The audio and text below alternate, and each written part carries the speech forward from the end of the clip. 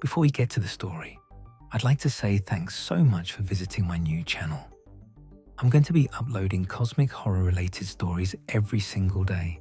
So if that sounds good, please drop a like and don't forget to subscribe. It means a lot, especially when just getting started. I hope you enjoy the story. I'll start with the work, because the work is where everything begins. I'm a licensed land surveyor, have been for 23 years.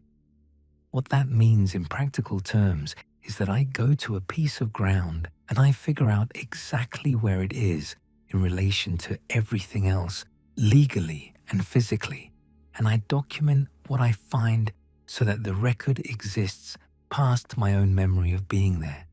I measure property lines, I establish boundaries, I verify that what the maps say agrees with what the ground actually does. It's precise work. It requires good instruments and a tolerance for spending long days outside alone, and a particular kind of mind that finds comfort in the idea that things can be measured accurately and written down correctly. My name is Vera Goss. I'm 51 years old and I run a small independent surveying practice out of my home office in rural central Pennsylvania. My territory is a 4-county area of mostly farmland and woodlot, old properties with tangled histories, boundary disputes that go back generations, the kind of landscape that requires someone who knows not just where things are now, but where they've been and what the records say about how they got there. I've been the primary surveyor for this area for most of my career. I know this land the way you know a place you've walked over carefully for a very long time.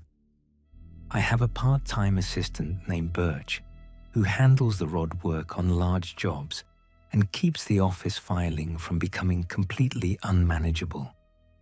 I have a dog named Clover who rides with me most days and has strong opinions about which job sites are worth getting excited about. I live in the house I grew up in, which I bought from my parents when they moved south 12 years ago. I'm not a person who needs things to be more interesting than they are. What I need is for the numbers to be right. That's the foundation of this work. The numbers have to be right. Everything else in a survey, the legal record, the property boundary, the map, the contract between one landowner and another, all of it rests on whether the numbers are right. I've built 23 years on that. I trust my instruments the way I imagine a surgeon trusts their hands, not blindly, but with the earned confidence of someone who's tested them constantly and knows what right looks like. So when my instruments started telling me something was wrong, I didn't dismiss it. I couldn't dismiss it. My work doesn't allow for that. It started with a property dispute between 2 neighboring farms about 11 months ago. One family had been on their land for over 100 years. The other had bought their adjacent parcel about 15 years back. The dispute was the kind I'd handled dozens of times, a claim that the existing boundary markers didn't sit where the original survey said they should, and that the discrepancy was significant enough to affect how much land each family actually owned. I went out on a Tuesday morning in late November, Clover in the back seat, equipment in the truck, expecting a straightforward day. The original survey on the property in question had been done 40 years prior by a man named Howard Pell, who'd been the senior surveyor in this area before he retired. I'd known Howard professionally for most of my career. His work was meticulous. I had checked against his monuments many times over the years and never once found a reason to question them. I set up my total station and started checking his monuments against the established coordinate system. Every monument was off. I checked the first one, and it didn't agree with the record, and I assumed I'd made a setup error, because that's what you assume when the numbers don't agree with the record. You assume it's you. I moved my instrument position and checked again. Same result. I pulled the second GPS unit from the truck and ran an independent check. Same result. Howard's monuments had moved. Not randomly, not in different directions by different amounts, the way you'd expect from frost heave or settling or any of the physical processes that move monuments over time. Every single one, all 8 monuments I checked that day, had moved in the same direction by the same amount. Northwest, approximately 8 inches. I sat in my truck at the end of that day with my field notes in my lap, and I went through the explanations one by one. Frost heave moves things vertically, not horizontally, and not uniformly across an entire property. Deliberate tampering would be a legal matter and wouldn't explain the uniformity. Instrument error I'd already ruled out with the independent check. A systematic error in Howard's original work would show up as random drift, not consistent directional movement. The monuments had moved, all of them, in the same direction, together. I drove home, wrote up my field notes, and the next morning I drove to a different property, one I'd surveyed myself 6 years earlier, and checked my own monuments. They'd moved too, same direction, slightly less distance. I did the math on the drive home. If Howard's 40-year monuments had moved 8 inches and my 6-year monuments had moved proportionally less, the rate of movement was consistent across both properties, not accelerating, not decelerating, just steady, a slow, constant drift in one direction. I wrote my report for the property dispute. I addressed the legal question the way I was hired to address it, and I left the larger question out of it entirely. It wasn't a question I could answer in a survey report. It wasn't a question I could answer at all yet. But I couldn't stop thinking about it either. I called Howard on a Thursday evening, reaching him at his place in the Poconos, where he'd been retired for 9 years. We'd stayed in collegial touch, the way surveyors in the same area tend to. Christmas cards and occasional professional consultations when someone dug up one of his old monuments and had questions. He was in his late 70s and still sharp, and I'd always respected his precision more than almost anyone else I'd worked alongside. I kept my tone neutral. Professional question between colleagues. I'd been checking some of his monuments on a recent job and found a consistent offset I wanted to ask him about. Could he think of anything in his original work on that property that might account for it?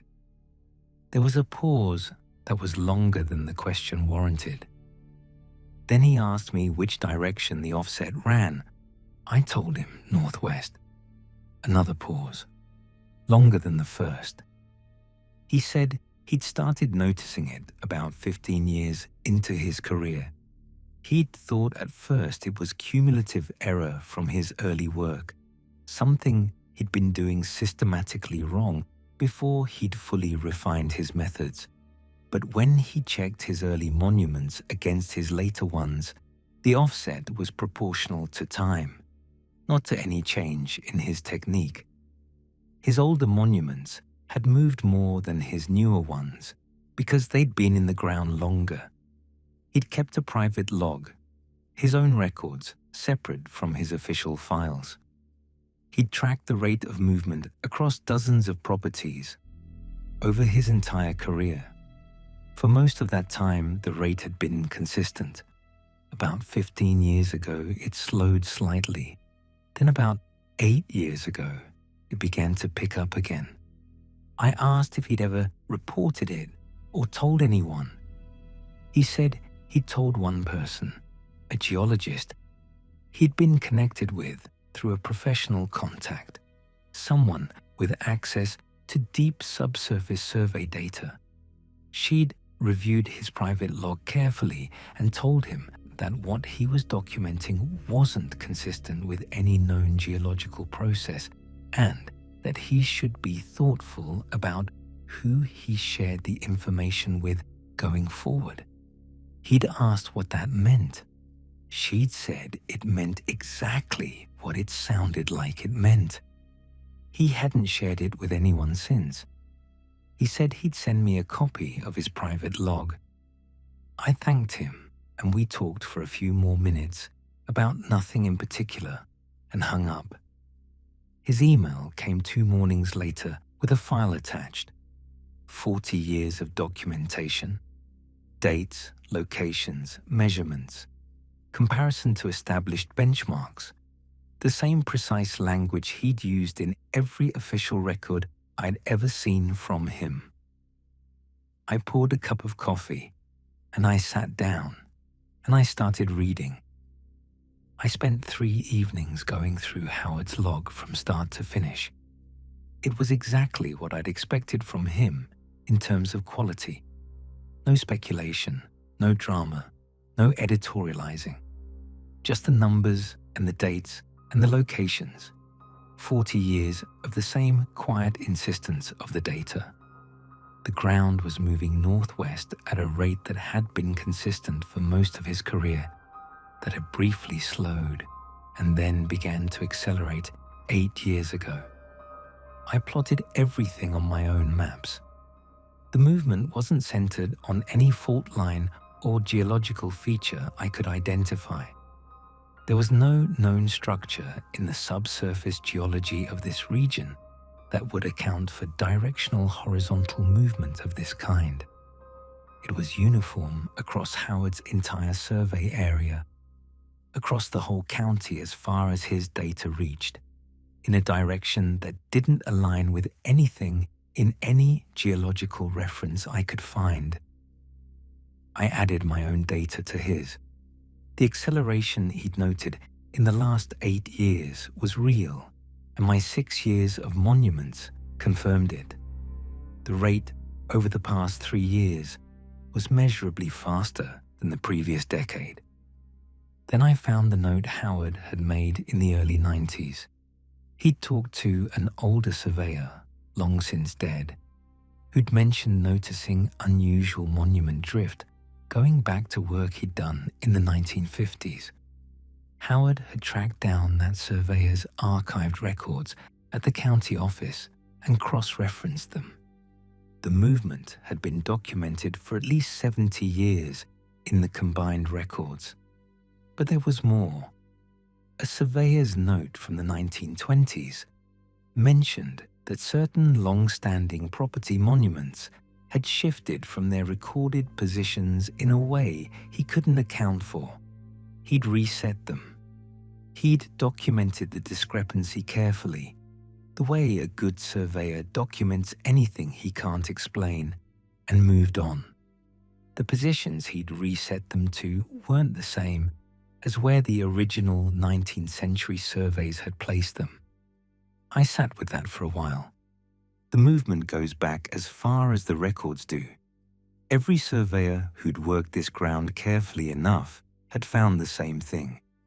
Each one had either explained it away or gone quiet about it or documented it privately and hoped the next person would know what to make of it.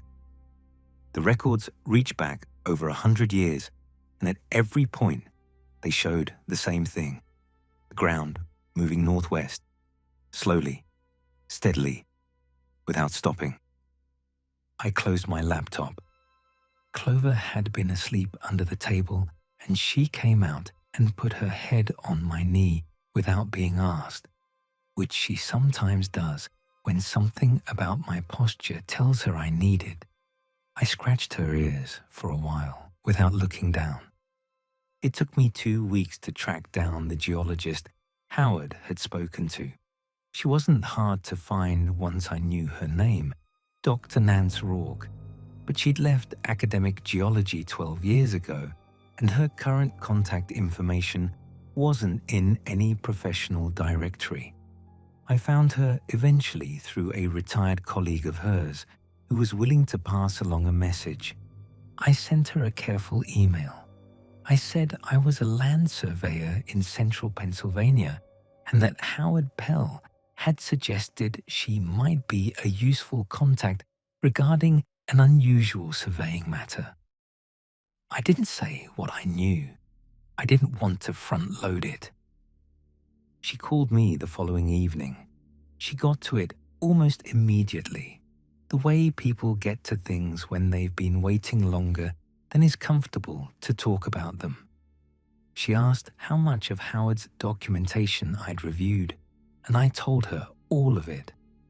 There was a pause, and then something in her voice changed, loosened slightly, like a person setting something heavy down after carrying it for too long.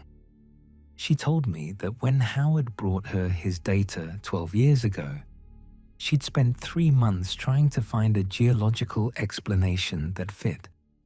She'd had access at the time to deep subsurface survey data from several energy companies that had done extensive below-ground mapping in the region for resource assessment. She'd reviewed it through professional channels, mapping it against the movement Howard had documented. What was below the geological layers that conventional mapping covered wasn't what the models predicted. She said this carefully. Not an absence of the expected material, something different from what should have been there, at a depth where the survey data got thin and the models got speculative. The readings had shown material with properties that didn't match any rock classification she knew. Dense, but not in the way rock is dense. Organized in a way that natural formations at that depth aren't organized. And when she mapped the distribution of this material against the direction and rate of movement Howard had been documenting, they correlated. The surface is moving because something below it is moving, she said. Not magma, not tectonic plates. Something below all of that. Something the deepest drilling and the deepest subsurface surveys had barely grazed the upper edge of. And it had been moving in the same direction for longer than any geological record she could access went back. I asked her why she left academic geology. She was quiet for a moment. She said that after she understood what she was looking at, she'd approached her department head about pursuing the research formally. He'd listened carefully and then told her, very quietly, that there were certain research directions that institutions chose not to pursue for reasons that had nothing to do with the scientific merit of the question. He'd said it kindly, she told me, and she'd understood what he meant. She asked if I had plans to go public with Howard's data or my own. I said I didn't know yet. She said that was probably wise and that she hoped I slept better than she had for the last 12 years. Then she said good night, and the line went quiet. I sat at my kitchen table for a long time after that. I went back to the numbers. I had Howard's 40 years and my own 23, and the historical record suggesting movement going back well over a century, and Dr. Rourke's description of the acceleration pattern. I had more data than any single person had ever assembled on this, and I sat down with it over 2 evenings, and I plotted the rate of movement across every time period I could establish. The rate hadn't been constant. It was cyclical. I could see it in the data once I was looking for it. Periods of slower movement, periods of faster movement, not random variation, not the kind of noise you expect in any long-term data set. A pattern, a rhythm. The way a large system has a rhythm when it operates on a regular cycle, and you have enough data points to see the shape of it.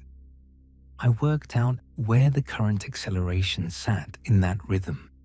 I did it carefully. I checked my calculations twice. I sat with the result before I let myself believe I was reading it correctly. The current acceleration wasn't the beginning of a new phase of the cycle. It was the end of one.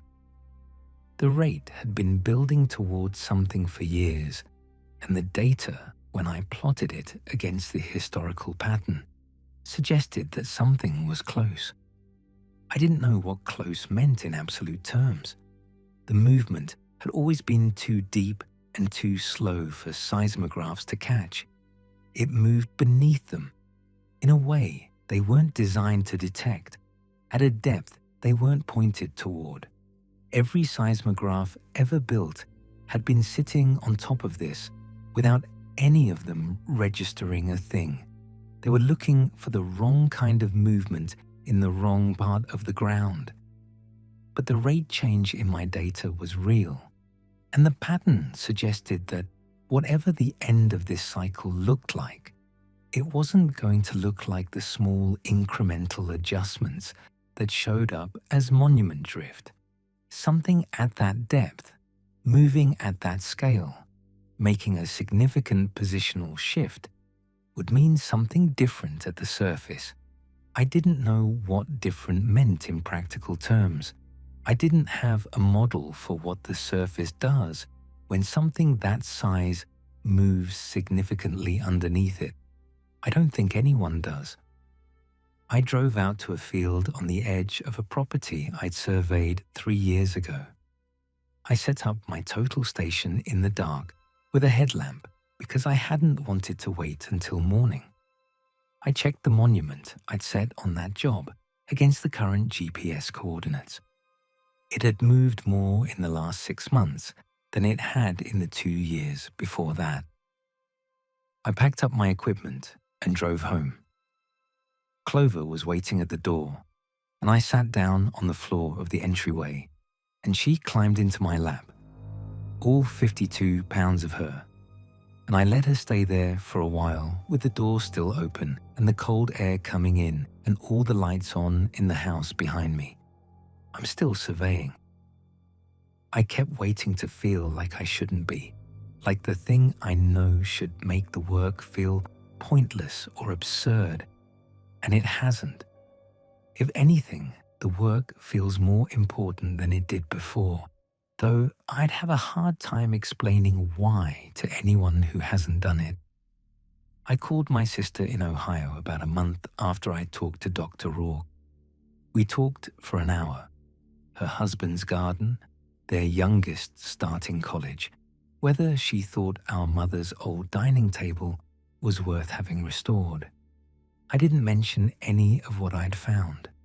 I just wanted to hear her voice moving through a conversation that didn't have anything in it that couldn't be held comfortably, and it helped, the way ordinary things help when you've been spending too much time with the other kind. I think about maps. I've spent 23 years making sure maps match reality, that what's drawn on paper agrees with what's on the ground, that when someone looks at a survey and reads a boundary line, they can go stand on it and trust they're in the right place. Maps are a kind of promise. This is where things are. This is where your land ends and your neighbor's begins. Here's the road. Here's the property corner. Here's the line that was agreed upon and measured and recorded so that everyone who comes after can know where they stand. Every map ever made is wrong, not because of human error, not because the surveyors who made them were careless or imprecise, because the thing they were mapping has been moving since the measurements were taken. Every property line, every road, every city boundary, every border between countries, every coastline is a record of where things were when someone measured them. And the thing they were measured against hasn't been standing still. It's been moving northwest for as long as anyone's been measuring anything. I think about what's underneath. Dr. Rourke didn't give it a name because she didn't have one that applied. It's below the bedrock, below whatever the bedrock rests on, at a depth where the language geologists use starts losing its grip on what it's describing. It moves the way things move when they have enough mass that intention and physics become the same thing. Not violently, not suddenly, with the slow, absolute certainty of something that's been doing this long enough that doing it is just what it is. It's been moving northwest since before there were people standing on the surface above it to notice, before there were property lines to drift, before there were maps to be wrong. It was moving before any of that existed, and it'll be moving after all of it is gone. I don't know why northwest.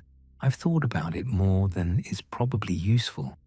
Maybe direction is the wrong concept at that scale. Maybe what looks like northwest from where I'm standing is just how it's oriented and always has been. And the only thing that's changed over the time I have records for is how fast it's moving.